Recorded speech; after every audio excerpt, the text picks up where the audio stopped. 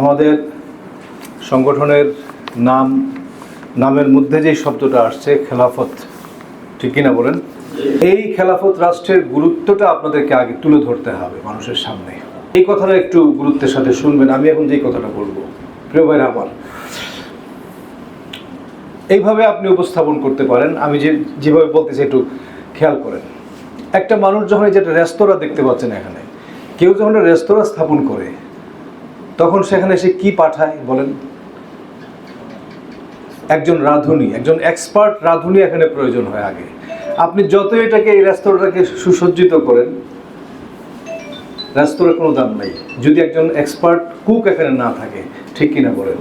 কেউ যখন একটা স্কুল করে বা বিশ্ববিদ্যালয় করে, সেখানে সে একজন দক্ষ শিক্ষক পাঠায়, কারণ জানে যে স্কুলের লক্ষ্যটা কি, শিক্ষাদান করা।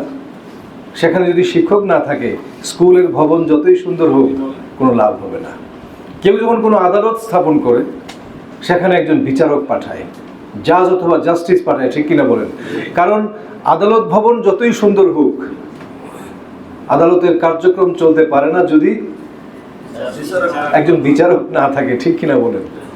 একটা পুল, একটা সেতু যখন নির্মাণ করা হবে, তখন সেখানে একজন দক্ষ ইঞ্জিনিয়ার বা প্রকৌশলী পাঠানো হয়, কারণ প্রকৌশলী ছাড়া তো আর সেতু নির্মাণ করা সম্ভব হবে না। কি ভাই, আমার কথাটা কি আপনারা বুঝতেছেন কিনা? হসপিটাল যখন কেউ স্থাপন, আর এইভাবে সরলভাবে আপনারা কথাগুলি বলবেন, তাহলে মানুষ বুঝতে পারবে। দেখেন, একটু পরে আপনারা বুঝতে পারবেন এই কথাটা আমি কি বলতে চাচ্ছি।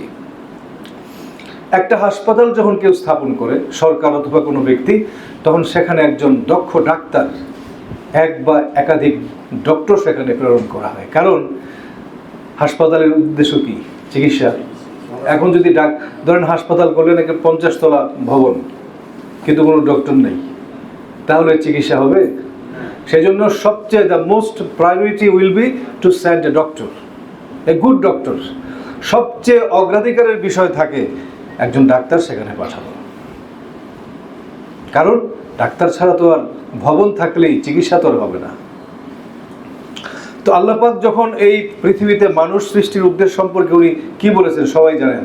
আউযু বিল্লাহি মিনাশ শাইতানির রাজীম, বিসমিল্লাহির রহমানির রহিম, ওয়া মা খালাকতুল জিন্না ওয়াল ইনসা ইল্লা লিয়াবুদুন। এই পৃথিবীতে মানুষ এবং জিন জাতির সৃষ্টির একমাত্র কারণ কি? তারা আল্লাহ পাকের ইবাদত করবে। এই তো, এটাই কিন্তু মূল। সবার মাথার মধ্যে এটা রাখতে হবে যে আল্লাহ পাকের দাসত্ব মানুষ করবে, তার হুকুমকে শিরোধার্য করবে, অবনত মস্তকে তার হুকুম মানতে থাকবে, তার উপাসনা করবে, তার পূজা করবে। এটাই হচ্ছে এই সৃষ্টির রহস্য, আর কোনো উদ্দেশ্য নাই। এখন এই উদ্দেশ্যটা ঘোষণা করার আমরা জানলাম, সবাই জানি এই কথাটা, সবাই আমরা জানি। কিন্তু মানুষকে যখন সৃষ্টি করা হচ্ছিল, যখন পৃথিবীতে প্রথম মানুষ এবং প্রথম নবী পাঠানো হচ্ছিল, তখন কিন্তু আল্লাহ তাআলা বলছেন যে ইন্নী জাইলুন ফিল আরদি খলিফা ওয়া ইয ক্বালা রাব্বুকা লিল মালাইকাতি ইন্নী জাইলুন ফিল আরদি খলিফা। যে আমি একজন খলিফা পাঠাচ্ছি পৃথিবীতে। ভালো করে এই আলোচনাটা শুনবেন এবং সাধারণ মানুষদেরকে এই আলোচনাটা করবেন, তাহলে তারা জিনিসটার গুরুত্ব বুঝতে পারবে। প্রিয় বন্ধুরা আমার, বলা হইল যে মানুষ সৃষ্টির মূল রহস্য হচ্ছে ইবাদত। মানুষ আল্লাহ পাকের ইবাদত করবে। কিন্তু প্রথম নবী এবং প্রথম মানুষ যখন পৃথিবীতে পাঠানো হচ্ছিল, তখন আল্লাহ পাক বললেন যে আমি একজন খলিফা পাঠাচ্ছি। ঠিক যখন কেউ হাসপাতাল প্রতিষ্ঠা করার পরে ডাক্তার পাঠায়, কেউ যখন স্কুল প্রতিষ্ঠা করে শিক্ষক পাঠায়, কথা শুনতে থাকেন ঠিক মতো, কেউ যখন কোনো ব্রিজ নির্মাণের সময় সেখানে প্রকৌশলী পাঠায়, রেস্তোরাঁ প্রতিষ্ঠার সময় সেখানে একজন দক্ষ রাঁধুনি প্রেরণ করা হয়, ঠিক আল্লাহ পাক বলতেছেন যে আমার ইবাদতের জন্য আমি একজন খলিফা পাঠাচ্ছি। বোঝা গেল যে ইবাদতের সঙ্গে একজন খলিফা থাকা খুবই গুরুত্বপূর্ণ। খেলাফতের কাজ, ইবাদতের কাজটা নিষ্পন্ন হওয়ার জন্যে, ইবাদতের কাজটা সুসম্পন্ন হওয়ার জন্যে একজন খলিফা থাকা গুরুত্বপূর্ণ। সেজন্য আল্লাহ পাক এই কথা বলেন নাই যে আমি পৃথিবীতে অমুক পাঠাচ্ছি, অমুক পাঠাচ্ছি, ওই কথা বলছে, খলিফা পাঠাচ্ছি। তো বোঝা গেল যে এই খেলাফত বা খলিফার সঙ্গে ইবাদতের অত্যন্ত গভীর সম্পর্ক, ঠিক কিনা বলেন? আলোচনাটা কি বুঝতে পারছেন কিনা বলেন?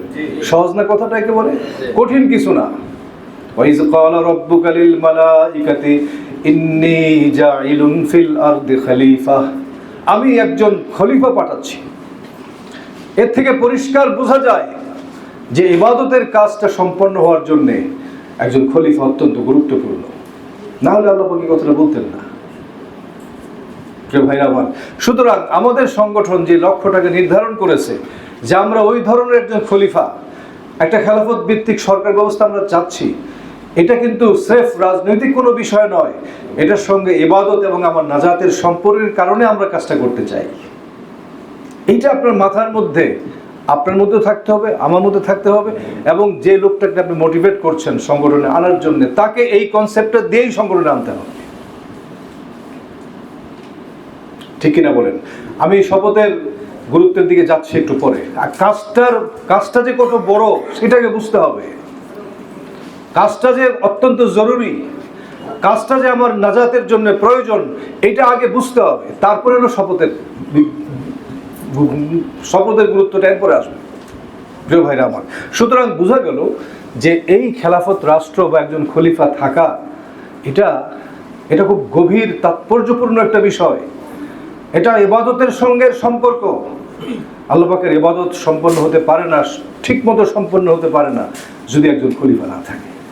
প্রিয় ভাইরা আমার, মনে রাখবেন যে আল্লাহ পাকের নবী যারা ছিলেন, রসুল যারা ছিলেন, তারা হচ্ছেন সরাসরি খলিফাতুল্লাহ, আল্লাহ পাকের সরাসরি খলিফা তারা। আর রসুল পাক সাল্লাল্লাহু আলাইহি সাল্লামের ইন্তেকালের পরে যারা খলিফা হয়েছেন, তারা হইলেন রসুল পাক সাল্লাল্লাহু আলাইহি সাল্লামের খলিফা, খলিফাতুর রাসূলিল্লাহ। দুই ধরনের খলিফা আছে, একটা হচ্ছে আম্বিয়া আলাইহিমুস সালাম যারা ছিলেন, তারা হইলেন সরাসরি আল্লাহ পাকের খলিফা, খলিফাতুল্লাহ। আর পরবর্তীতে হযরত আবু বকর থেকে শুরু হয়ে 104 জন খলিফা ছিলেন এই উম্মতের মধ্যে, যাদের মধ্যে 4 জন একেবারে নবুয়তের তরিকায় ছিলেন। এরা হইলেন খলিফাতুর রাসূলিল্লাহ সাল্লাল্লাহু আলাইহি ওয়াসাল্লাম। দুই রকম খলিফা। আর এক রকম খলিফা আছে যারা আমাদের উপরেও, আমরাও ছোট ছোট খলিফা, আমরাও এই খেলাফতের ভারটা আমাদের কাঁধের উপরে আছে। আমরাও যারা ইমানদাররাও এক ধরনের খলিফা, যেহেতু তারাও এই খেলাফতের ভারটা বহন করতেছে। 3 রকম, এই কথাটা ভালো করে বুঝবেন। ঠিক আছে ভাইরা? তো এখন তো বোঝা গেল যে এই জিনিসটা বড়, শরীয়তের একটা বহুত বড় জিনিস। এটা আপনারা যে কাজটা করতেছেন, এটা সাদামাটা কোনো কাজ না, বড় একটা কাজ। যেই কাজ ছাড়া ইবাদত সম্পন্ন হয় না, যে জিনিস থাকা ছাড়া ইবাদত সম্পন্ন ঠিকমতো হইতে পারে না। আমি 2টা উদাহরণ দিই, তাহলে বুঝতে পারবেন এই কথাটা আরো সুন্দরভাবে। হযরত আবু বকর রাদিয়াল্লাহু তাআলা আনহু যখন খলিফা নির্বাচিত হলেন, আপনারা জানেন যে হযরত আনাস ইবনে মালিক, ওনার নামটা কিন্তু সবাই জানে। কারণ কি? রাসূল পাক সাল্লাল্লাহু আলাইহি সাল্লামের খাদেম ছিল 10 বছর। কয় বছর? এই ওনার ব্যাপারটা সবাই জানে, ওনাকে সবাই চিনে। বহুত বড় একজন সাহাবী ছিলেন। প্রিয় ভাইরা আমার, উনি হযরত আবু বকর যখন খলিফা হলেন, তখন আনাস ইবনে মালিক বাহরাইনের গভর্নর ছিলেন। বাহরাইন, খুব ভালো করে শুনতে হবে কথাটা। যারা আলেমরা আছেন, বুখারী শরীফের মধ্যে কিতাবুজ যাকাতের মধ্যে বিরাট বড় হাদিস, প্রায় 2.5 পৃষ্ঠার হাদিস। হযরত আবু বকর আনাস ইবনে মালিকের হাতে এই হাজিহি ফরিদাতু সাদাকা, যাকাতের বিস্তারিত বিবরণ প্রায় 2.5 পৃষ্ঠা তার হাতে তুলে দিলেন খলিফা নির্বাচিত হওয়ার পরে। এবং সেখানে একটা কথা লিখলেন বাহরাইনের মানুষদের উদ্দেশ্যে। কথা কিন্তু শুনতে হবে ঠিক মতো। উনি বললেন যে ফামান সুইলাহা মিনাল মুসলিমিন আলা ওয়াজহিহা ফালইউতিহা, তোমাদের কাছে যথাযোগ্য যত নিয়মে যদি যাকাতটা চাওয়া হয়, সেজন্য এটা দিয়ে দেয়। আদেশ করলেন ফালইউতিহা, মানে কি? ওই লোক যেন এটাকে ঠিক মতো পরিশোধ করে দেয়। আচ্ছা, যাকাত একটা কি বলেন তো? ইবাদত না? যাকাত কি? এটা ইবাদত, কিন্তু নামাজের পরে এটা একটা বড় ইবাদত। এই যে খলিফা নির্বাচিত হওয়ার পরে তিনি একজন প্রাদেশিক শাসনকর্তাকে হুকুমটা দিয়ে দিলেন, তুমি বাহরিন লোকদেরকে এই আমার বার্তাটা পৌঁছায় দাও, তুমি যখন যাকাত চাইবা তোমার কাছে যেন তারা যাকাতটা আদায় করে দেয়। এখন দুনিয়ার কোনো সেকুলার শাসক এই কাজটা কিন্তু কোনোদিন করবে না। এই যে ইবাদতের মহান কাজটা, কোনো সেকুলার শাসক জনগণকে এই কথা বলবে না যে আপনাদের যাকাতটা আদায় করুন, আমি গরিব মানুষের মধ্যে সেটাকে বন্টন করব, এই কথা কিন্তু কোনো কারণ সেকুলার শাসক তো এই কনসেপ্টে বিশ্বাসী না। He doesn't believe in this concept, সেটা বিশ্বাস করে না এটা। তাহলে এই যে একজন খলিফা না থাকার কারণে দেখা গেল যে যাকাতের মতো একটা মহান ইবাদত ৯৫% মানুষ আদায় করছে না, আর খলিফা থাকলে ৯৫% মানুষ যাকাত ঠিক মতো আদায় করত। তাহলে বোঝা গেল যে এই ইবাদতের সঙ্গে খলিফার বিরাট সম্পর্ক আছে, ঠিক কিনা বলেন? কথা কি বুঝছেন আপনারা? আমি চ্যালেঞ্জ দিয়ে আপনাদের বলি যে কোন সেকুলার শাসক কি এই হুকুমটা পালন করছে? জনগণকে যাকাত আদায়ের জন্য হুকুম করছে? করে নাই।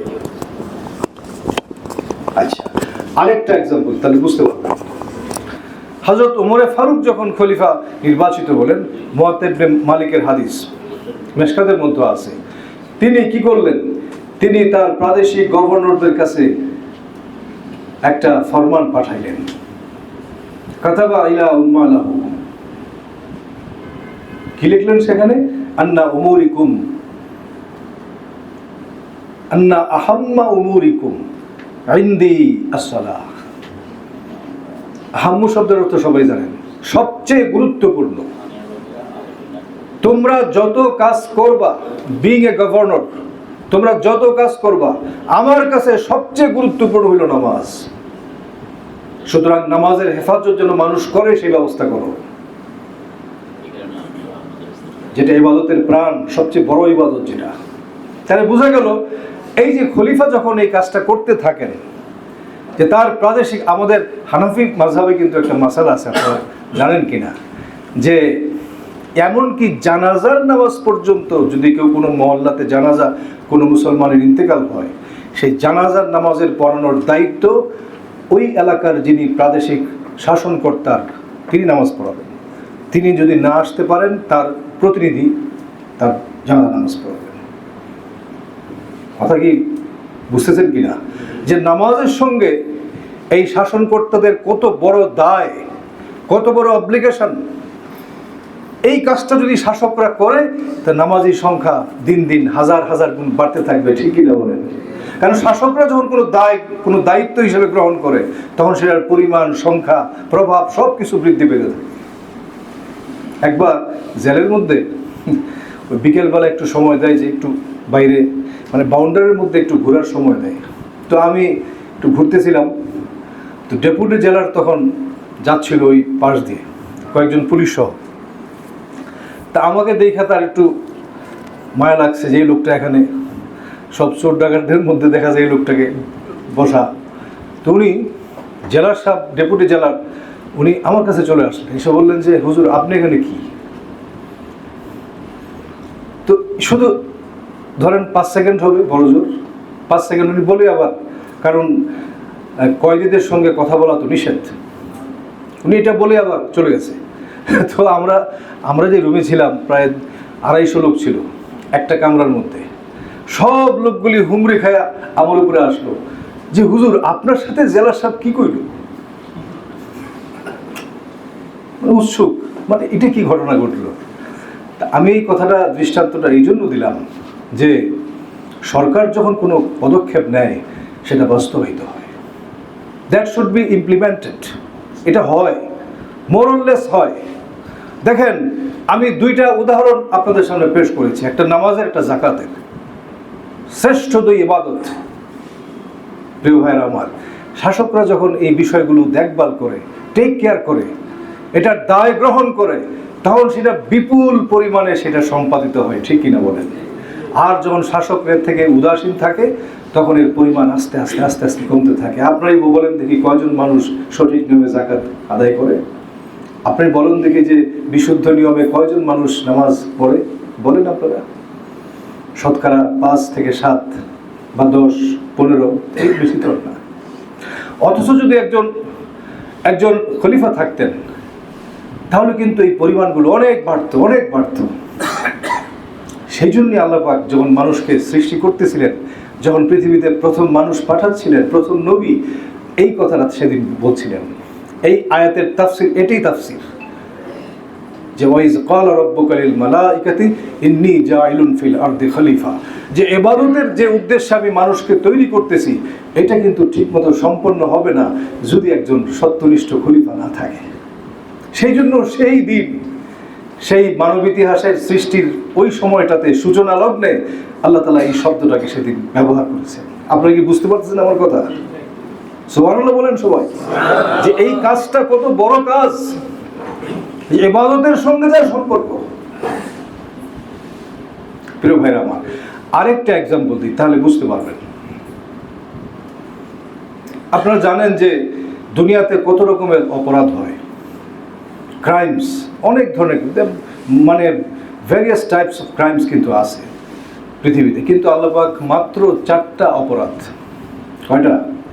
চুরি, ডাকাতি, জিনা এবং জিনার অপবাদ, আর হাদিসের মধ্যে পাওয়া যায় একটা, মদ। এই 5টা অপরাধের, যেগুলোকে হদ বলা হয়, হুদুদ, 5টা অপরাধের শাস্তি আল্লাহ তাআলা নির্ধারণ করেছেন, আর বাকি বিষয়ে তিনি কোনো হুকুম দেন নাই। এই 5টা হচ্ছে মানুষের মূল, মানুষের জীবনকে বিপর্যস্ত করে ছাড়ে এই 5টা ক্রাইম। চুরি, মানুষের থাকলে, যে সমাজে চুরি থাকে সেখানে মানুষের সম্পদের নিরাপত্তা থাকে না। যেই সমাজে ডাকাতি থাকে সেখানে মানুষের জীবনের নিরাপত্তা থাকে না। যেখানে জিনা থাকে সেখানে মানুষের ইজ্জতের নিরাপত্তা থাকে না, ঠিক কিনা বলেন? মানুষের যে সেফটি থাকে না। যেখানে মদ থাকে সেখানে মানুষের স্বাভাবিক জীবন বিধ্বস্ত হয়ে যায়। মাত্র 5টা ক্রাইম, যে ক্রাইমের মূল, এই 5টার জন্য আল্লাহ পাক শাস্তির হুকুম দিয়েছেন। বাকি শাস্তি কত আছে অপরাধ, কোনো অভাব নাই তো, সেগুলোর ব্যাপারে আল্লাহ পাক কোনো হুকুম দেন নাই। সেগুলো মানুষ নিজেরা পরামর্শ করে সিদ্ধান্ত নেবে, কোনো আপত্তি নেই, কারণ বাধা নেই কোনো। 5টার ব্যাপারে হুকুম দিয়েছেন। কয়টা বলেন? মাত্র 5টার ব্যাপারে। আচ্ছা, সেকুলার শাসক যারা, তারা কি করলো? এই 5টা হুকুম বাতিল ঘোষণা করলো। কথা কিন্তু শুনতে হবে ঠিক মতো। একটা হইলেও ধরেন, এই যেমন অনেকে নামাজ পড়ে না, অলসতা করে বা যে কোনো কারণে নামাজ পড়ে না, সে কিন্তু কাফের না। জাকাত দেয় না, অলসতা করে, বা জাকাতের প্রতি তার পূর্ণ আছে, নামাজকেও সে খুব সম্মান করে, নামাজ পড়ে না, সে কিন্তু কাফের না, সে ফাসেক, সে গুনাহগার। কিন্তু যে লোক নামাজের পদ্ধতিটাকেই অস্বীকার করে ইবাদত হিসাবে, যে জাকাতকে তুচ্ছ করে এবং এটাকে অপমানিত করে, সে কি? সে তো আর ফাসেক না। বাকিটা আমি আর বললাম না, বাকিটা বলতে চাই, সেই বলার মতো অথরিটি আমার নাই। যে নামাজকে একটা ইবাদতের পদ্ধতি হিসেবে গ্রহণ করতে রাজি হয় না, সে তো আর ইমানদার থাকে না। প্রিয় বন্ধুরা, আপনি ধরেন একটা কোর্টের মধ্যে চুরির যে শাস্তিটা আল্লাহ পাক নির্ধারণ করেছেন, দেশের মানুষ, দেশের সরকার এটাকে মেনে নিল, মেনে নেওয়ার পরে বাস্তবে আমল করে না, সে কিন্তু কাফের না। ধরেন দেশের পেনাল কোডের মধ্যে বলা হইল যে চুরি করলে, যেহেতু এটা আল্লাহ পাকের হুকুম, ওয়াসারিকু ওয়াসারিকাতু ফাকতাউ আইদিয়াহুমা, আমরা মানলাম, হ্যাঁ আমরা ইনশাআল্লাহ এখন থেকে এই কাজটা করব। কিন্তু বাস্তবে যখন কোর্ট বসে, যখন মামলার শুনানি হয়, নানানভাবে দেখা যায় যে এই হুকুমটাকে আর জারি করে না, আরেক ধরনের হুকুম দিয়ে দেয়। এই আদালত কিন্তু, এই সরকার কিন্তু কাফের না, কারণ সে আল্লাহর হুকুমটাকে কিন্তু মানছে, মেনে নিছে। মেনে নেওয়ার পরে আমল করতেছে না, সে ফাসিক, সে গুনাহগার, সে জালেম, সে কাফের না। কিন্তু যেই শাসক, যেই শাসন ব্যবস্থা এই অপরাধ শাস্তিগুলোকে বাতিল ঘোষণা করে, কথাটা কিন্তু বাইরে বলার প্রয়োজন নেই, নিজেকে প্রশ্ন করেন। ইংরেজিতে বলে null and void. They have declared all this penal code as null and void. বাতিল ঘোষণা করা। সে কিন্তু ইমানের দিক থেকে কোথায় অবস্থান করতেছে সেটা আপনারা ভেবে দেখতে পারেন। আমি এখন কিছু বলতে চাই না। প্রিয় ভাইরা আমার, এই সেকুলার শাসকরা আল্লাহ তাআলার নস, যেটা নস, যেগুলো অকাট্য উক্তি, যে ব্যাপারে উম্মতের মধ্যে কোনো আলেমের মধ্যে যারা বেদাতি গোমরার মধ্যে তারাও এটা অস্বীকার করে না, সবাই একমত, এই হুকুমগুলিকে তারা বাতিল ঘোষণা করছে নস এবং নুসুস থাকার পরেও। এরপরে এই শাসন ব্যবস্থাকে যারা মেনে নেয়, যারা করে এই কাজগুলো, যারা মেনে নেয়, ইবাদতের বিষয়টা কিন্তু এখানে আর থাকতেছে না। কারণ ইবাদতের মূল হচ্ছে নিজেকে তুচ্ছ করা, নিজেকে ছোট করা, হীন করা, চরম বিনয় প্রকাশ করা। ইবাদতের মূল হচ্ছে দীনতা। এই যে দোয়া, আদ-দুআউ হুয়াল ইবাদা, হাদিসের মধ্যে আছে না যে ইবাদত হলো দোয়া। কেন? কারণ ইবাদতের মধ্যে বান্দা তার তুচ্ছতা প্রকাশ করে, তার চরম বিনয় প্রকাশ করে, নিজের দীনতাকে প্রকাশ করে। সেই জন্য দোয়া একটা ইবাদত। কারণ ইবাদতের মূলই হলো নিজেকে তুচ্ছ করা, নিজেকে একেবারে হেয় করা। এক লোক নামাজ পড়তেছিল, তো মাথার মধ্যে ধুলোবালি লাগতেছে। হুজুর বলেন, লাগাও, মাথার মধ্যে ধুলা লাগাও। অর্থ হইল যে আল্লাহ পাকের দরবারে সেজদা করতেছো, মাটি লাগাই দাও আরো বেশি করে, নিজেকে আরো তুচ্ছ করো। এই হচ্ছে ইবাদত। প্রিয় বন্ধু, ইবাদতের অর্থের মধ্যে জিনিসটা শামিল আছে। এখন আপনি কি করলেন? যে আসমান জমিনের খোদা যে হুকুমগুলি জারি করছেন, 5টা মাত্র, বলছেন যে সব অপরাধের শাস্তি তোমরা ঠিক করো, আমার কোনো আপত্তি নাই। আমি 5টা মাত্র অপরাধের শাস্তি নির্ধারণ করলাম, আর আপনি 5টা শাস্তিকে বাতিল সাব্যস্ত করলেন, বাতিল ঘোষণা করে দিলেন। বাতিল ঘোষণা করে বিকল্প শাস্তির বিধান আপনি চালু করে দিলেন। আর আমরা কি করলাম? সেই ব্যবস্থাটাকে সারা জীবন মেনে নিলাম। এখন বলেন তো, ইবাদত কি এখানে আর থাকলো? নিজেকে জিজ্ঞেস করে দেখেন। মুফতি সাহেবের ফতোয়া পড়ে আপনার ভিতরে যে কলব আছে, কলবকে জিজ্ঞেস করে দেখেন যে এখানে ইবাদতের কি আর থাকলো। প্রিয় ভাইরা আমার, সেই জন্যে শাসক যারা থাকে তারা যদি একজন খলিফা হিসেবে, সেকুলার শাসকরা এই কাজটাই তারা করছে সারা জীবন। সেই জন্য আল্লাহ পাক মানুষের সৃষ্টির শুরুতে এই কথাটা বলছিলেন যে ইন্নী জাইলুন ফিল আরদি খলিফা। আমি যেহেতু ইবাদতের জন্য আমি মানুষ সৃষ্টি করেছি, তারা আমার দাসত্ব করবে, আমার অবনত মস্তকে আমার হুকুমকে মানবে। একজন খলিফা দরকার। খলিফা ছাড়া আমার হুকুম মানার কোনো পথ থাকবে না, কারণ সেকুলার শাসকরা সবকিছু পাল্টে দেবে। এটা আল্লাহ পাক আগে থেকেই জানতেন। সেই জন্য কথা এখানে আমি শেষ করে দিলাম এই টপিকটা, যে বোঝা গেল যে এই যে আমাদের সংগঠন, নাম কি? খেলাফত। নাম কি? এরপরে এই দলে, এই গঠনতন্ত্রের 4 নম্বর ধারার মধ্যে আছে আর্টিকেল নং 4, যে খেলাফত রাষ্ট্রের গুরুত্ব মানুষের সামনে তুলে ধরা। এটা আমাদের কাজ, 1 নম্বর কাজ। এই যে যারা সদস্য হয় সংগঠনের, তারা যখন শপথ করে তখন এই কথাটা বলে। আবার সদস্য হওয়ার যে শর্তের মধ্যে আছে যে সদস্য হবেন সে খেলাফত প্রতিষ্ঠার আন্দোলন সম্পর্কে তার প্রয়োজনীয় জ্ঞান থাকতে হবে। তাহলে বোঝা গেল যে এই যে আমরা লক্ষ্যটা নির্ধারণ করলাম আমাদের দলের, এটা কি ঠিক না বেঠিক বলেন? এবার খেলাফত রাষ্ট্রের গুরুত্বটা, এটাতে একটা বড় দিনী জিম্মাদারি, এটা আমরা বুঝাইতে পারি নাই মানুষকে। আজকের এই তরবিয়তে মজলিসে আমি অনুরোধ করব যে আপনারা অত্যন্ত সুন্দরভাবে আরও পড়াশোনা করবেন এবং মানুষকে অত্যন্ত যোগ্যতার সঙ্গে কথাগুলি উপস্থাপন করবেন। এই হচ্ছে খেলাফত রাষ্ট্রটার গুরুত্ব আমরা বুঝতে পারলাম। এই খেলাফত রাষ্ট্র আসলে কি, জিনিসটা কি?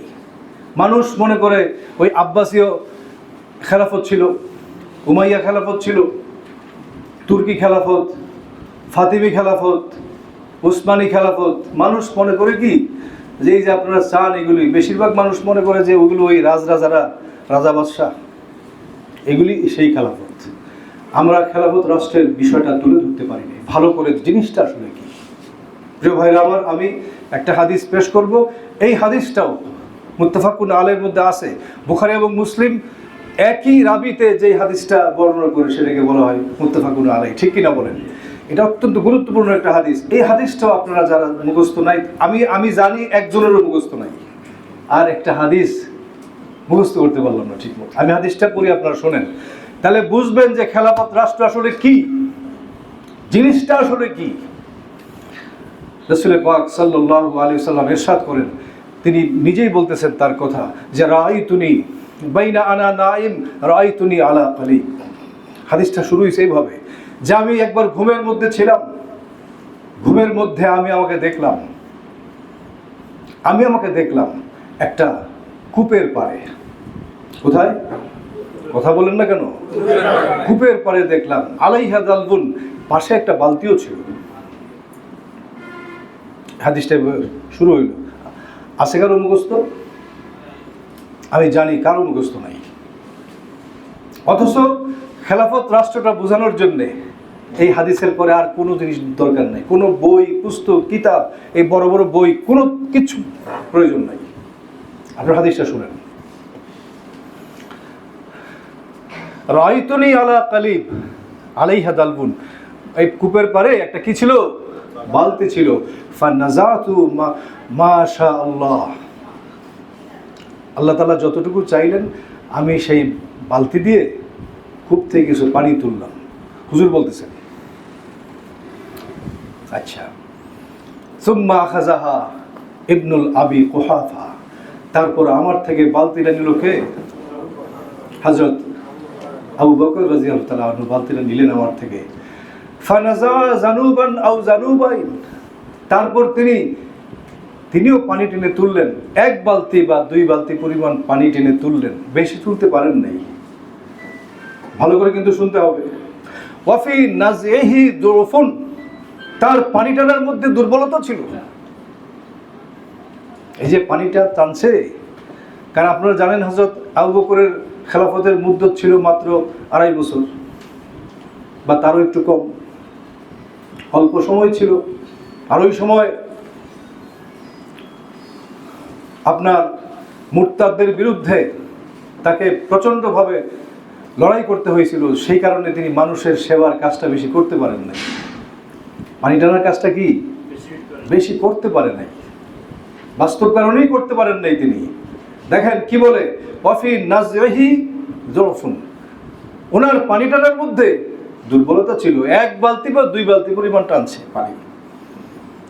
আল্লাহু ইয়াগফিরু লাহু যুরফাহু, আমি আশা করি আল্লাহ পাক তার এই দুর্বলতাকে মাফ করে দিবেন। সুবহানাল্লাহ বলে। চিন্তা করে দেখছেন কি বলে, যে এই যে উনি খলিফা হইলেন আমার পরে, আমি হইলাম আল্লাহর খলিফা সরাসরি, আর আমার পরে তিনি আমার প্রথম খলিফা, কিন্তু খেলাফতের বড় কামটা উনি বেশি করতে পারেন নাই।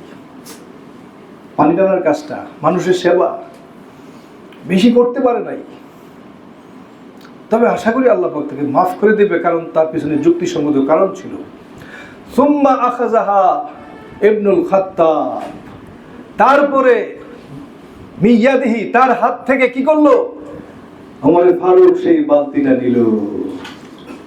কথা শুনতে থাকেন। দেখেন খেলাফত মানুষকে বোঝানোর যে আমি দৃঢ়তার সঙ্গে বলতে চাই, আর কোনো কিছুর দরকার নাই, কোনো বই পুস্তক কিছু দরকার নাই। দেখেন শুনতে থাকেন। সুম্মা আখাযাহা ইবনুল খাত্তাব, তারপর সেই বালতিটা নিল কে? ফারুক আজম ওমর ফারুক রাদিয়াল্লাহু তাআলা আনহু, যার সম্পর্কে বলা হয়েছে যে আমার পরে কোনো নবী হলে নবী তো কে? উনি হাতে নিলেন বালতিটা। নেওয়ার পরে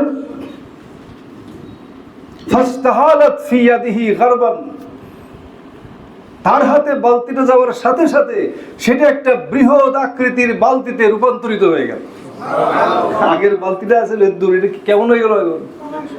হুজুর বলেন যে ফালাম আরা আবকারিয়া, আমি কোনো নওজোয়ানকেও দেখি নাই, ইয়াফরি ফারিহা, এত বেশি পানি টানতে কোনো নওজোয়ানকে আমি দেখি নাই। অর্থাৎ ফারুক আজমের সময় মানুষের জাতি ধর্ম বর্ণ নির্বিশেষে মানুষের সেবার যে কাজটা হয়েছে, তা তো সবাই ইতিহাসে আপনারা সবাই জানেন সেই ঘটনাগুলো। যাকে নাম দেওয়া হয়েছে ইতিহাসে মহামতি ওমর দ্য গ্রেট। নাম কি? Omar the great. ওরে বাবা, মহামতি ওমর। পৃথিবীর কোনো ব্যক্তির শাসনামলে মানুষের এত কল্যাণ, মানুষের এত উপকার, এত সেবা, এত সুবিচার আর কোনো মানুষ পায় না। হুজুর বলেন যে আমি কোনো নওজোয়ানকে দেখলাম না যে এত বেশি পানি টানতে। হাত্তা রাবিয়ান নাস, এমনকি মানুষ সেই পানি পান করে পরিতৃপ্ত হয়ে গেল। প্রিয় বন্ধুরা আমার, এটার নাম হচ্ছে খেলাফত। যে খেলাফতের মূল হলো মানুষের সেবা। এই জিনিসটা আমরা উপস্থাপন করতে পারবো। মানুষ মনে করে খেলাফত মানে হলো কি জানি এক জিনিস, মানুষ কিন্তু বুঝে না। খেলাফত রাষ্ট্রের একটা বড় বড় কাজ হইলো, এই হাদিস থেকে সুপ্রমাণিত হলো যে মানুষকে সেবা করা। এই যে আপনারা শুনেন না যে মানুষের কি পরিমাণ সেবা তারা করছে, সেগুলো ইতিহাসে, এগুলো আর এখন বলে সময় নষ্ট করতে চাই না আপনাদের। হযরত ওমর ফারুক বলছিলেন তার এক ঘোষণায়, লাইন ইশতু, যদি আমি জীবিত থাকি, দেখেন ওনার যে সেবার বিষয়টা সম্পর্কে একটু ধারণা পাবেন। বুখারীর হাদিসের মধ্যে আসতেছে, লাইন ইশতু, যদি আমি বেঁচে থাকি আর কয়েকটা দিন, তাহলে লায়াতিয়ান্না রাইয়া ওয়া হুয়া বিসারবি হিমার নসিবুহু মিনহা। উনি বলেন যে আমি যদি কয়েকটা দিন জীবিত থাকি, তাহলে মদিনা থেকে সেই ইয়েমেনে সার্বে হিমিয়ার নামক সুদূর দুর্গম পাহাড়ি এলাকায় একটা জায়গার নাম সার্বে হিমিয়ার, ওখানে যে রাখালটা আছে তার কাছেও তার রাষ্ট্রের পাওনাটা পৌঁছে যাবে। লায়াতিয়ান্না, পৌঁছে যাবেই যাবে। এবং এইটা পাওয়ার জন্য তার কপালের ঘাম তাকে ঝরাতে হবে না। সুবহানাল্লাহ বলেন। এটার নাম খেলাফত। সুতরাং এই খেলাফত রাষ্ট্রের যে মানবিকতার বিষয়টা যদি আপনারা মানুষকে তুলে ধরতে পারেন, তাহলে আপনার পেছনে লোকগুলো আসবে। আমরা পারি নাই সেগুলি বলতে, মানুষকে সেভাবে বলতে পারি নাই আমরা। এখন আসেন শপথের বিষয়ে। এই জিনিসটা আজকে আমরা আমাদের দলের গঠনতন্ত্রের মধ্যে আমরা ঘোষণা করেছি যে আমরা সেই রাষ্ট্র ব্যবস্থাটাকে পুনঃপ্রবর্তন করতে চাই। কাজটা কি ছোট না বড় বলেন? ছোট না বড় বলেন? বহুত বড় কাজ। দুনিয়াতে যখন কেউ ছোট ছোট চাকরি করে তখন শপথ করতে হয় না, বড় জোর একটা অঙ্গীকার করে, ঠিক কিনা? কাগজে লেখে যে এই মর্মে অঙ্গীকার করছি, যে ঠিক কিনা বলেন। আর যখন বড় কোনো কাজ নেই, স্পেশাল কোনো ডিউটি, রেসপন্সিবিলিটি পালন করতে যায়, তখন তাকে শপথ করতে হয়। শপথ মানে হলো একটা formal promise to do something, আনুষ্ঠানিক একটা ওয়াদা, সবার সামনে যেটা পাঠ করে শোনানো হয়। আমি শপথ করছি যে, দেখেন না আপনারা যে ব্যাংকের কেরানি সে কোনোদিন শপথ করে? কিন্তু পার্লামেন্টের যখন এমপি হয়, মন্ত্রী হয়, প্রেসিডেন্ট হয়, প্রধানমন্ত্রী হয়, দে আর টেকিং ওথ, তারা শপথ নিচ্ছে। কেন? কাজটা বড়, ঠিক কিনা? কাজ ছোট হইলে শপথ নেওয়া লাগে না, কাজ বড় হইলে শপথ, অনেক বড় কাজ হইলে শপথ নিতে হয়। কারণ এই কাজ করা না করার সাথে অনেক ঝুঁকি আছে, ঠিক কিনা? এই কাজটা করা না করার মধ্যে কি আছে? ঝুঁকি আছে, হাসরের মাঠে জবাবদিহিতার বিষয় আছে। ওয়াজাহিদু ফিল্লাহি হাক্কা জিহাদি হুয়া জাতাবাকুম। আল্লাহ পাক বলেন যে আমি তোমাদেরকে চুজ করেছি, আই হ্যাভ চুজেন ইউ, আমি বাছাই করছি তোমাদের এই কাজটার জন্য। এই এখানে এই আয়াতের মধ্যে যে জিহাদের কথা বলা হয়েছে, ওইটা জিহাদ ফি সাবিলিল্লাহ না, ওটা হচ্ছে আল্লাহর রাস্তায় যুদ্ধ। যুদ্ধ তো জীবনে সবসময় আসে না, কিন্তু আল্লাহর জন্য সংগ্রাম সাধনা এটা সারা জীবন চলতে থাকে। দুইটার পার্থক্য একটু মনে রাখবেন। একটা হচ্ছে জিহাদ ফি সাবিলিল্লাহ, এটা আল্লাহর রাস্তায় যুদ্ধ, এটা অনেক বড় বড় ইবাদত, কিন্তু সেটা তো সবসময় আসে না। জীবনে হয়তো একবার আসে, অনেক সময় জীবনে আসেও না, যেমন আমাদের জীবনে তো আসলো না। কিন্তু জিহাদ ফিল্লাহ, এই কথাটা খুব ভালো করে শুনবেন। জাহিদু ফিল্লাহি হাক্কা জিহাদিহি, আল্লাহর দ্বীনের জন্য তোমরা এরকম পূর্ণ শক্তি। এখানে জিহাদ মানে এখানে ওই জিহাদকে এখানে বোঝানো হয় নাই। জাহিদু ফিল্লাহি হাক্কা জিহাদিহি, দ্বীনের উন্নতির জন্য বাতিলের বিরুদ্ধে সংগ্রাম তোমরা করতেই থাকো। কখনো অস্ত্র লাগতে পারে, কখনো অস্ত্র ছাড়াও সেটা হইতে পারে। কারণ ওয়াজতাবাকুম, তিনি আল্লাহ তোমাদেরকে বাছাই করেছেন এই কাজটার জন্য। কাজটা অনেক বড়, ছোট কাজ না, কিন্তু অনেক বড় কাজ। আল্লাহ যখন আপনাকে বাছাই করছে, ভাইরা আমার, সরকার যখন কাউকে বাছাই করে কোনো কাজের জন্য, সেই কাজটা কি ছোট হয় কোনোদিন? আপনাকে বাছাই করছেন আল্লাহ পাক, কাজটা ছোট না। এই জন্য আপনাকে শপথ গ্রহণ করতে হবে যে আমি শপথ করবো এই কাজটা আমি করব। I will take oath to perform it, আমি শপথ করব। সেই জন্য দেখেন সাহাবায়ে কেরামের যুগ থেকে, সাহাবায়ে কেরাম তো উম্মতের শ্রেষ্ঠ সন্তান ছিলেন, তারাও কিন্তু শপথ করছেন। তারা শপথ করছেন, তারা শপথকৃত ব্যক্তি ছিলেন এবং তারা উম্মতের শ্রেষ্ঠ ব্যক্তি ছিলেন। একটা শপথ আমি আপনাদের শোনাই। আপনারা আকাবার শপথ শুনছেন না? যেটা মক্কা থেকে মদিনায় হিজরতের ঠিক আগে রাতের অন্ধকারে ৭৫ জন সাহাবী সেই আকাবার মধ্যে শপথকে গ্রহণ করেছিলেন। সেই শপথটা আমি আপনাদের শোনাই। বায়ানা রাসূলুল্লাহ সাল্লাল্লাহু আলাইহি ওয়াসাল্লাম আলা সামঈ ওয়াত তাআতি, আমরা আল্লাহর নবীর কাছে শপথ করলাম যে আমরা শুনবো এবং আনুগত্য করব। সুবহানাল্লাহ বলেন। শুনবো আর কি করব? আনুগত্য করব। ওয়াল ইয়াসরি ওয়াল উসরি ওয়াল মানশাতি ওয়াল মাকরাহ, কষ্টে আরামে সুখে দুঃখে, চারটা শব্দ বলছি। কয়টা বলেন? কষ্টে আরামে সুখে দুঃখে আমরা শুনবো, আমরা শুনবো। আহারে কি কথা দেখেন বলে, কষ্টে আমরা তো আরামের সময় কি করি? একটু কাজ কাম করি, আর কষ্টে বললে আর নাই। কি ভাই আপনারা দেখি না, ভাই আমি তো ঝামেলায় আছি, ঠিক কি না? খবর নেই। সুখের সময় একটু পাওয়া যায়, আর দুঃখ হইলে আর নাই। না না, এটা শপথ না।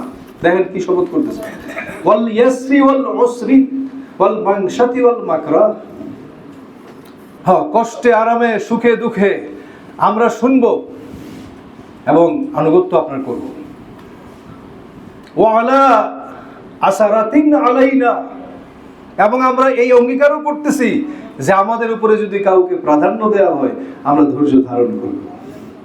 দেখেন না, পোস্ট যেহেতু এটা রাষ্ট্র এবং সরকারের বিষয়, কাউকে একটু বেশি প্রাধান্য, কেউ একটু কম পাবে, সবাই তো আর গুরুত্বপূর্ণ পদ পাবে না।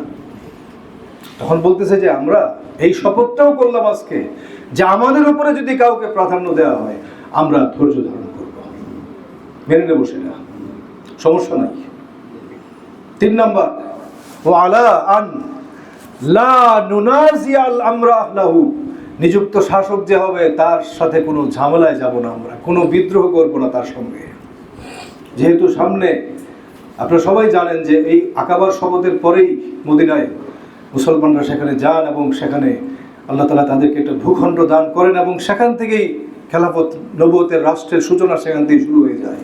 সেই জন্য আগে থেকেই শপথ নেওয়া হচ্ছে, ওয়ালা আন লা নুনাজিয়াল আমরা লাহু, যারা শাসন কর্তৃত্বে যাবেন তাদের সঙ্গে আমরা কোনো ঝগড়া করব না, কোনো বিদ্রোহ করব না। ওয়ালা আন নাকুলা বিল হক আইনামা কুন্না, যেখানেই থাকি না কেন সত্যের উপরে অবিচল থাকব। সুবহানাল্লাহ। লা নাখাফু ফিল্লাহি লাওমাতা লাইম, আল্লাহ পাকের ব্যাপারে কোনো তিরস্কারকারীর তিরস্কারকে আমরা পরোয়া করব না। ইল্লা আন তারাও, হ্যাঁ কুফরান বাওয়াহান, হ্যাঁ যদি আমাদের শাসক কোনো স্পষ্ট কুফরির মধ্যে লিপ্ত হয় তাহলে তার আনুগত্য আমরা করব না। স্পষ্ট কুফরি, যার ব্যাপারে আমাদের কাছে দলিল প্রমাণ থাকবে, আমরা তখন আর তার আনুগত্য করব না। এই যে একটা শপথ, সুবহানাল্লাহ বলেন। ইসলামী রাষ্ট্র এবং সরকারের একটা কনসেপ্ট কিন্তু আমরা এখান থেকে পেলাম। ভাইরা আমার, এই জন্যে সাহাবায়ে কেরাম উম্মতের শ্রেষ্ঠ ব্যক্তি ছিলেন। তারা কিন্তু শপথ করতেন, কারণ কাজটা তো অনেক বড়। আমি যেই কথাটা আপনাদের বলতে চাই, এটা ছোট কাজ না। কেউ যখন ছোট কোনো চাকরি করে তখন শপথ নেয় না, ছোট কোনো জব করে শপথ লাগে না, জাস্ট একটা সাদা কাগজে অঙ্গীকার দেয়, অঙ্গীকার করে যে এই করবে। তো শপথ হচ্ছে একটা ফর্মাল ডিক্লারেশন, একটা formal promise to do something. এখানে দাঁড়ায় আমি শপথ করছি সবার সামনে। কাজটা যেহেতু অনেক বড়, কাজটা যেহেতু অনেক গুরুত্বপূর্ণ, সেই জন্য শপথের প্রয়োজন হয়ে পড়ে। সেই জন্য সাহাবায়ে কেরাম এরকম শপথ করছেন। আপনারা খন্দকের যুদ্ধের দিনের ঘটনা সবাই জানেন।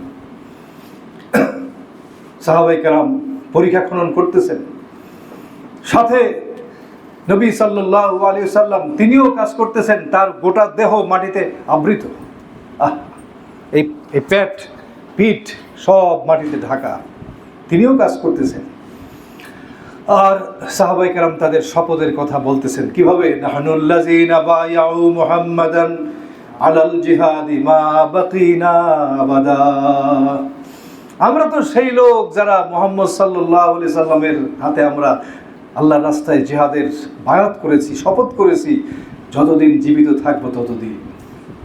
সুবহানাল্লাহ বলেন। দেখছেন কি বলতেছে? আমরা সেই লোক। কি খুশি দেখেন মনের মধ্যে, কি খুশি। আমরা তো একটু কাজ করার পরে রাগ করে ফেলি, হ্যাঁ কত খুশি। নাহনুল্লাযীনা, আমরা তো সেই লোক যারা আমরা আল্লাহর রাস্তায় বাতিলের বিরুদ্ধে লড়াইয়ের অঙ্গীকার করছি, শপথ করছি। আমরা শপথকৃত মানুষ।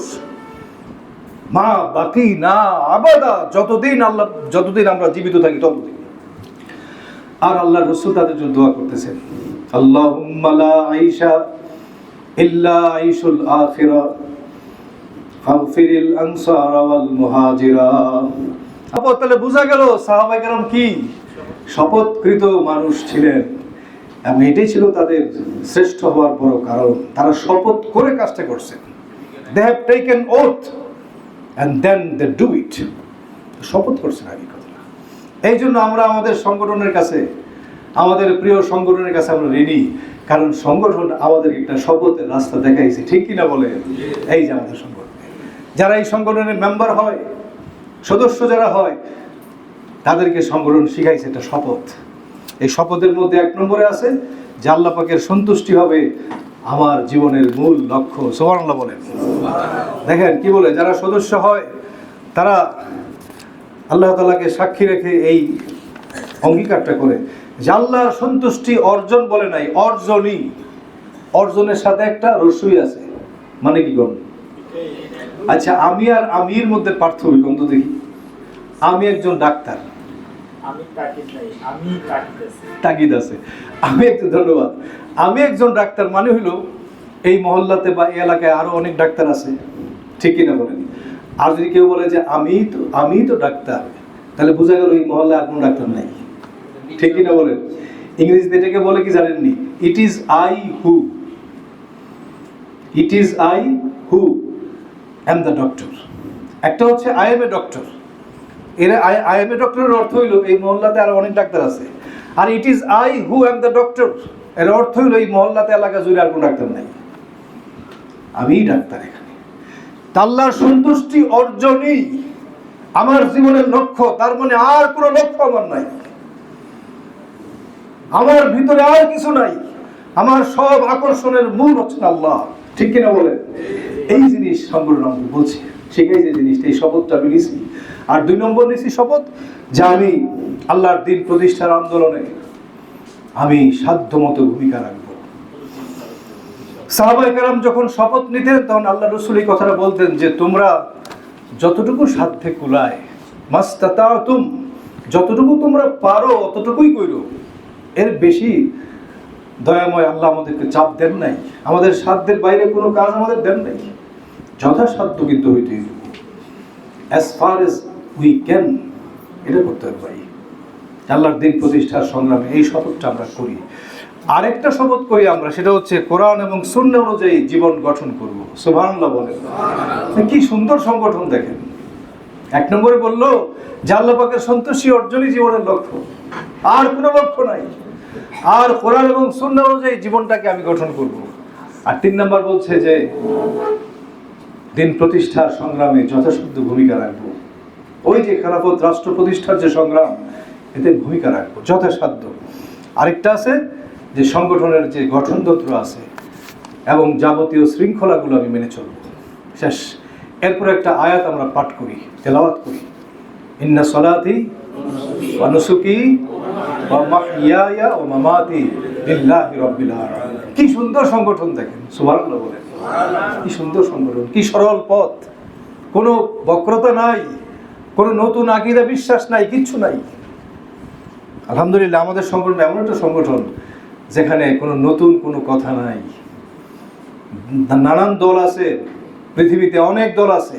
ফাসাইয়ারা ইখতিলাফান কাসীরা, নানান ধরনের ধর্মের নামে নানান তত্ত্ব, নানান পথ মত কিন্তু আছে। সারা দুনিয়াতে বিভিন্ন দল আছে। আলহামদুলিল্লাহ আমাদের মধ্যে ঝামেলা নাই। একটা সরল সংগঠন, সরল, কোনো ঝামেলা নাই, একেবারে সরল। কোনো নতুন কথা, নতুন কোনো মত নতুন কোনো চিন্তাধারা এখানে নাই। আলহামদুলিল্লাহ, আমরা আমাদের এই প্রিয় সংগঠনের প্রতি কৃতজ্ঞ, ঠিক কিনা বলেন? এই জন্য আসুন সবাই, আমি এক কথা লম্বা করতে চাই না, শেষ কথাটা এটা বলতে চাই যে এই অঙ্গীকার, দেখেন একটা সাধারণ অঙ্গীকার যদি মানুষ লঙ্ঘন করে সেটাও কিন্তু গুনাহে কবিরা। সাধারণ যে ওয়াদা, আল্লাহর নবী যত ভাষণ দিতেন সেই ভাষণের মধ্যে একটা কথা থাকতোই, কাল্লামা খাতাবানা রাসূলুল্লাহ সাল্লাল্লাহু আলাইহি সাল্লাম ইল্লা ক্বাল। রাসূল যত ভাষণ দিতেন তার মধ্যে এই কথাটা প্রায়ই থাকতো যে কি, লা ঈমানা লিমান লা আহদা লাহু ওয়ালা দীনা লিমান লা আহদা লাহু। যার ওয়াদা নাই তার কোনো দিন নাই। ওয়াদা এত গুরুত্বপূর্ণ, হাসরের মাঠে ওয়াদা সম্পর্কে জিজ্ঞাসা করা হবে, আপনারা জানেন সবাই। তো সাধারণ অঙ্গীকারের ব্যাপারে এই কথা, আর শপথ তো আরো গুরুত্বপূর্ণ। শপথ হলো যেটা সব মানুষকে সামনে রেখে আনুষ্ঠানিকভাবে ওয়াদা করা হয়। ওথ হলো একটা ফর্মাল প্রমিস, যেটা আনুষ্ঠানিকভাবে যে ওয়াদাটা করা হয় আল্লাহ তাআলার সামনে, মানুষের সামনেও। এই জন্য আমরা এরকম ওয়াদা করে আমরা অনেকে সদস্য হয়েছি।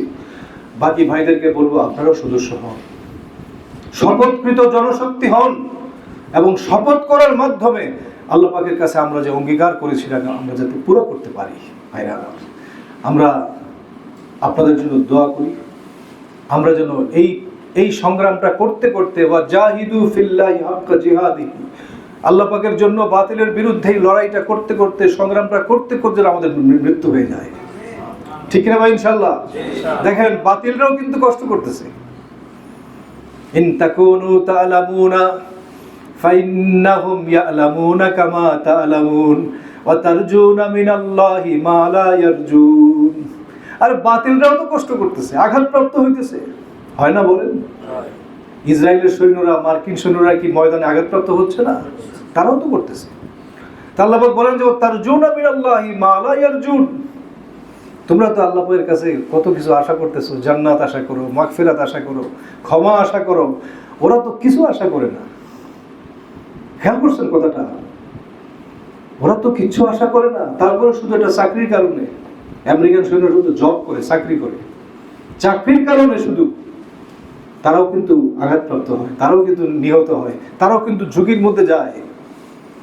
আপনি মনে করেন যে প্লেন দেওয়া যায় আসে অ্যাটাকটা করতে, ঝুঁকি আছে না তার? কত বড় মারাত্মক ঝুঁকি। কিন্তু এই ডেস্ট্রয়ারগুলো নিয়ে, নৌবহরগুলো নিয়ে যে পারস্য সাগরে ঘুরতেছে, ঝুঁকি নাই? মার্কিন যুক্তরাষ্ট্রের যে ঘাঁটিগুলো আছে মধ্যপ্রাচ্যে, বেশিরভাগ ঘাঁটিকে ঘুরাই দেওয়া হয়েছে, ঝুঁকি ছিল না? পরে পলায়ে সেখানে হোটেলে মোটেলে বিভিন্ন জায়গায় আত্মগোপনে ছিল মার্কিন সৈন্যরা। আলহামদুলিল্লাহ বলেন এটা। যুক্তরাষ্ট্রের উপরে এত বড় হামলা হবে দুনিয়া থেকে কল্পনাও করে নাই। আমেরিকার একটা ফসলের উপরে হামলা করতে পারবে কেউ, এই সাহস কারো ছিল না। এই দুনিয়ার জমিনের মধ্যে মার্কিন ডেস্ট্রয়ের উপরে হামলা করবে, রণতরীর উপরে হামলা, এই সাহস দুনিয়াতে কারো ছিল না। কিন্তু সেই জিনিস ঘটছে, আলহামদুলিল্লাহ বলেন। প্রিয় ভাইরা আমার, সুতরাং ওরা যখন কষ্ট করতে পারে, ওরা যখন ঝুঁকি নিতে পারে, অথচ ওরা আখিরাতে কোনো কিছু আশা করে না। তারজুনা মিনাল্লাহি মা লা ইয়ারজুন। তোমরা তো আল্লাহ পাকের কাছে অনেক কিছু আশা করতেছো, জান্নাতের আশা করতেছো, মাগফিরাতের আশা করতেছো, শাস্তি থেকে বাঁচার আশা করতেছো।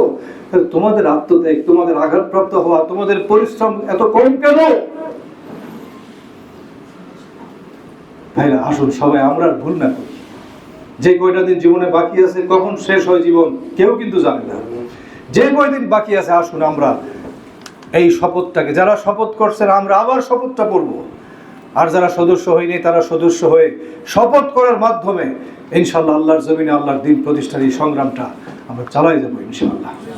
এবং আমরা আমাদের এই প্রিয় সংগঠনটাকে, যেটা একটা সরল সংগঠন, মানুষকে সরল পথ দেখায়, এই সংগঠনটাকে এই বাংলার জমিনে ইনশাআল্লাহ একটা শক্তিশালী সংগঠন হিসেবে আমরা ঘটাবো ইনশাআল্লাহ, যাতে আমরা চলে যাওয়ার পরও আমাদের ভবিষ্যৎ প্রজন্ম এই সংগঠনের মধ্যে আইসা তারা একটা পথের দিশা লাভ করতে পারে।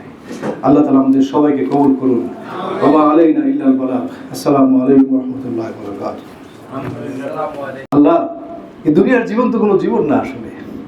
এই যে মানুষ কি করতেছে, এগুলো দুনিয়ার জন্যে। তাদের বয়স মোটামুটি হয়েছে, তারা বুঝে ফেলছেন দুনিয়ার জীবন আসলে কোনো জীবন না। এটা বড় জোর বলা যায় মৃত্যুর জন্য অপেক্ষা ছাড়া আর কিছুই না। এটা ঠিক কিনা বলেন?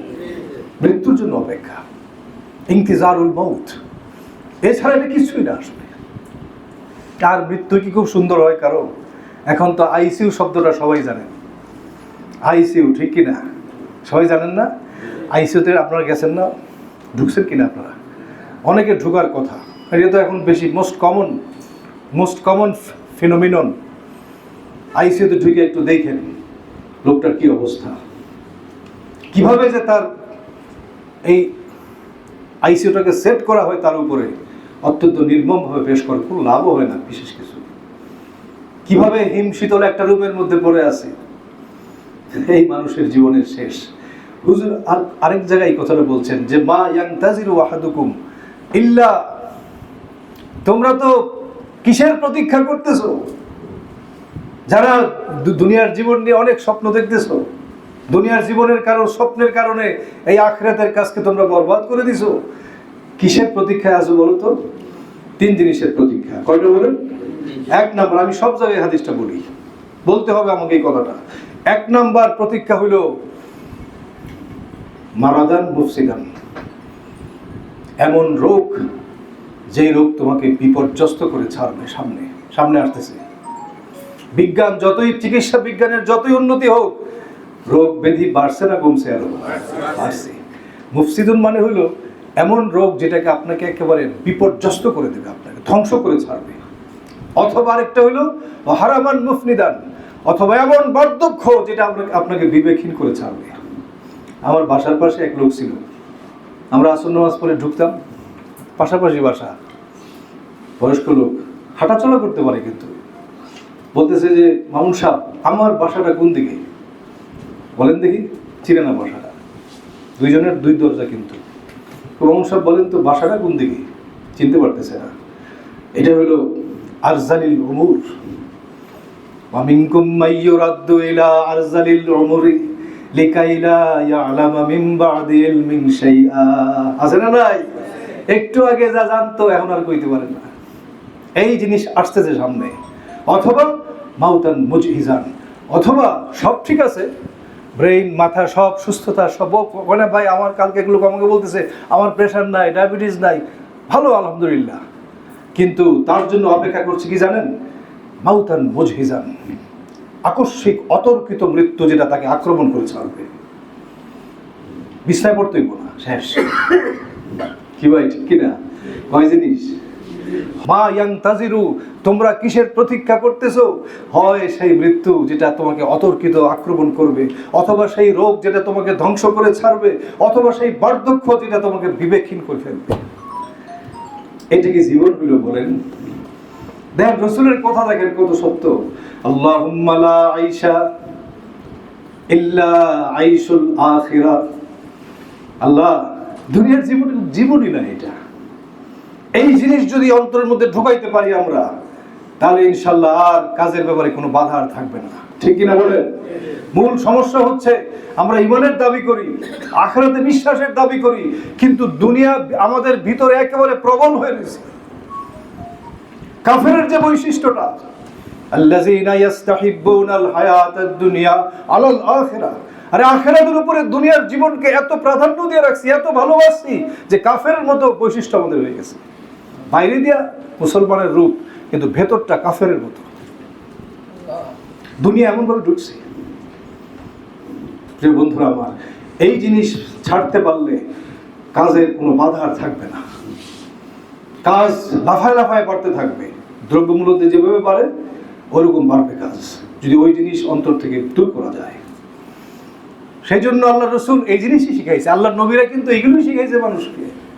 দেখেন যুদ্ধের কঠোর ময়দানের মধ্যেও সেই আখিরাতের কথা।